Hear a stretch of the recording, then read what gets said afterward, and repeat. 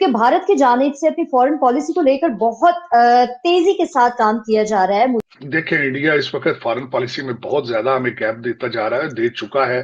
अगर देखिए जिस तरीके से उन्होंने दो क्वाड अमेरिका के साथ बनाए, फिर जिस तरीके से उन्होंने हथियारे ले लिए फ्रांस से, जिस तरीके से S-400 सिस्टम उन्होंने रशिया से ले लिया। बाकी सारी दुनिया के भारत के साथ ताल्लुकात अच्छे हैं, आपके नहीं है, क्योंकि 116 अरब डॉलर हमारे ऊपर कर्जा बन चुका है, बैरूनी कर्जा। अंदरूनी कर्जा तो इससे कई गुना ज्यादा है, जो कि हमने अवाम का पैसा जो है वो खर्च कर दिया, वो कर्जा ले लेके। पहले हमारा तो इमरान खान साहब से बुनियादी जो ही तस्वर ही यही है कि आपके अंदर अजीबो गरीब किस्म का चिड़िया घर इकट्ठा हुआ है। और ये जो मिसाइलें हैं S-400, ये वो इनका कोई 20-50 किलोमीटर, 400-500 किलोमीटर रेंज है, राइट। इफेक्टिव रेंज 400 किलोमीटर बोलते हैं, पर आगे भी जाएंगी। नहीं, मिसाइल टेस्टिंग रेगुलरली चलती रहती है।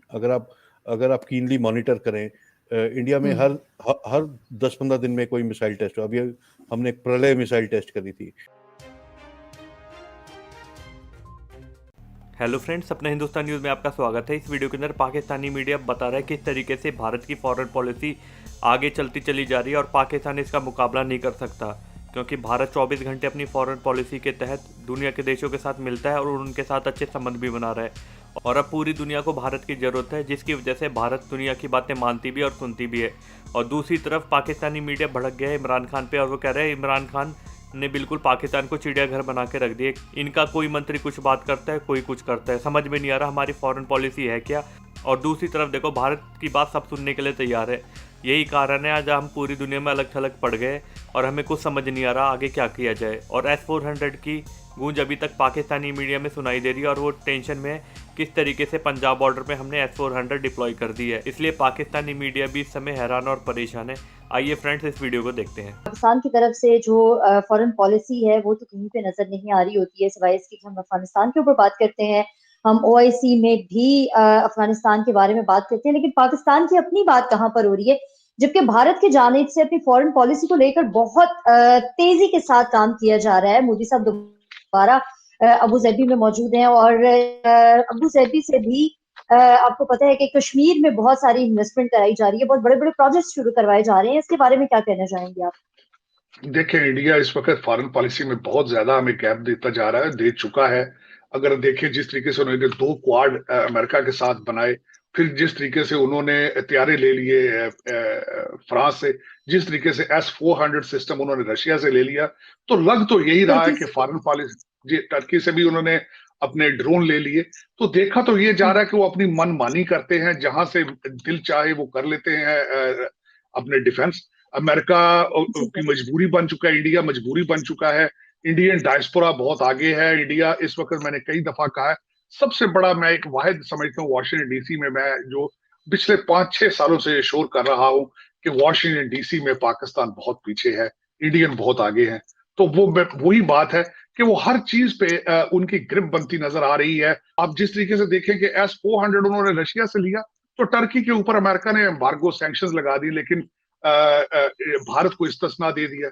इसी तरीके से वो अपनी मनमानी करते हैं, क्योंकि उनका और पाकिस्तान का सबसे बड़ा डिफरेंस ये है कि हमारी फॉरेन पॉलिसी जो है हमारी मुआशी पॉलिसी के आसपास फिरती है। हमें जहां से पैसे मिल जाते हैं, हमारे उनके साथ रिलेशनशिप ठीक होते हैं। जिनके साथ जहां से पैसे नहीं मिलते, वहां से हमारे रिलेशनशिप खराब होते हैं। उसकी सबसे बड़ी मिसाल आपकी चाइना के साथ इस वक्त, चाइना के साथ रिलेशनशिप इस वक्त आपके बिल्कुल बिल्कुल ऑलमोस्ट, अगर खत्म नहीं हुए तो खत्म होने के बिल्कुल करीब हैं। आपसे वो पैसे मांग रहे हैं। आपका इस वक्त CPEC जो है वो ऑलमोस्ट बंद पड़ा है, उस पर कोई आपका आगे पेशरफ नजर नहीं आ रही है। तो इन हालात में पाकिस्तान को चाहिए कि अपनी फॉरेन पॉलिसी को रिवाइज करे और ये मुआशी रिलेशनशिप से निकल के बैलेंस करे अपने रिलेशनशिप अमेरिका के साथ भी, ऑस्ट्रेलिया, रशिया, चाइना, सबके साथ बैलेंस करे और अपने मफाद पे। और कुछ अरसे के लिए अगर आप प्राडो या आईफोन लेना, इंपोर्ट करना बंद कर दें, तो कोई क़यामत नहीं आएगी। आप जरा कुछ अरसे के लिए पाकिस्तान के फायदे के बारे में सोचें कि हमने आगे कहाँ जाना है। ये जो कर्जा अभी इतना ह्यूज कर्जा दोबारा जो अभी लिया जा रहा है, मिनी बजट जिसके हवाले से भी तैयार है, मैं समझता हूँ इसकी जरूरत नहीं थी। पाकिस्तान में इस वक्त बाहर से डॉलर लाना कोई मुश्किल बात नहीं है। पाकिस्तान से डॉलर बाहर जाने से रोकना एक बड़ा मुश्किल स्टेप है। कि 116 अरब डॉलर हमारे ऊपर कर्जा बन चुका है, बैरूनी कर्जा। अंदरूनी कर्जा तो इससे कहीं गुना ज्यादा है, जो कि हमने अवाम का पैसा जो है वो खर्च कर दिया, वह कर्जा ले लेके 116 अरब हमारा डॉलर जो है उसकी डेट किस्त कौन अदा करेगा? और अगर डेट किस्त आप नहीं अदा करेंगे तो फिर आगे आप कैसे चलेंगे? आपकी इंटरनेशनल तल्लुकात कैसे होंगे? आपकी बाकी सारी चीजें कैसे चलेंगी? सिक्योरिटी जो है किसी भी मुल्क की, वो बेसिकली वाबस्ता होती है आपकी माशी खुशहाली के साथ भी, और सबसे बड़ी बात होती है कि आपके पड़ोस के साथ ताल्लुकात के साथ भी। आपका वेस्टर्न बॉर्डर जो है खुदा खुदा करके ठीक हुआ है, बेहतर हुआ है, तल्लुकात बेहतर हुए हैं, लेकिन आपकी सिक्योरिटी पॉलिसी अगर इस तरह की रही कि हमने बाकी दुनिया को देख के अपने वेस्टर्न बॉर्डर को चलना है, तो फिर तो आपको गया। आप देखिए बाकी सारी दुनिया के भारत के साथ ताल्लुकात अच्छे हैं, आपके नहीं है, क्योंकि आप कहते हैं कि भारत हमारा दुश्मन है। बाकी सारी दुनिया के अफगानिस्तान के ताल्लुकात ठीक नहीं है, आपका दोस्त है, आप क्यों नहीं कहते कि हमारा दोस्त है? और मुझे इमरान खान साहब से कतन कोई तवक्को नहीं है फिलहाल, कम से कम इस लेवल की कि इस तरह की जिसे कहते हैं चमुखी लड़ाई के अंदर आगे बढ़ सकेंगे। लेकिन पहले हमारा तो इमरान खान साहब से बुनियादी जो ही तस्वर ही यही है कि आपके अंदर अजीबो गरीब किस्म का चिड़िया घर इकट्ठा हुआ है। कोई प्रो इस्लामिक है, कोई प्रो सेकुलर है, कोई प्रो लिबरल है, कोई प्रो जनाब वो अपना ट्रांसजेंडर्स के वो LGBT के साथ है। अजीबो गरीब जब लोग इकट्ठे किए हुए हैं आपने, एक नजरियाती पार्टी नहीं है। आप रास्ते मदीना करते हैं, आप तस्बीह फेरते रहते हैं, आप लोगों को, आप किसको धोखा दे रहे हैं यार, खुदा का खौफ को। और आप मैं आपको बताऊं, नेशन कंफ्यूज हो चुकी हुई है। जो है वो S-400 की भी बात हम करेंगे, जिसके लिए कहा जा रहा है कि भारत कहता है कि जी हमारा सबसे बड़ा दुश्मन जो है वो चाइना है, लेकिन जो मिसाइल हैं वो उन्होंने पाकिस्तान की तरफ, पंजाब की तरफ लगाए हैं। तो ये क्या वजह है कि अगर चाइना सबसे बड़ा दुश्मन है तो फिर सारी तोपों का रुख पाकिस्तान की तरफ क्यों? ये खैर हम बात करेंगे। और हमारे साथ जो गेस्ट हैं आप सबके जाने पहचाने ही हैं, मेजर मानिक एम जौली। बहुत शुक्रिया सर कि आज आपने ज्वाइन किया बहुत टाइम के बाद। और तो जो आप पंजाब की बात बोल रही है, पंजाब जो है एक तरह का आई मीन अगर आप बॉर्डर देखें, चाहे वो इमीडिएट बॉर्डर पाकिस्तान के साथ है, बट पंजाब अपने आप में इंडिया का one of the largest militarized state है। And it is because it gives access, वो एक्सेस देता है दोनों पाकिस्तान और चाइना का।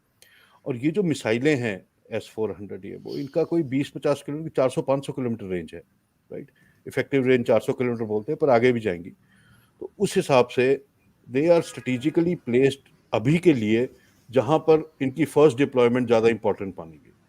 और ऐसा नहीं है कि हमारी अभी कोई युद्ध, कोई लड़ाई आपसे छिड़ने वाली है पाकिस्तान से या चाइना से, किसी से भी। अभी तो फर्स्ट फेज ऑफ डिप्लॉयमेंट है।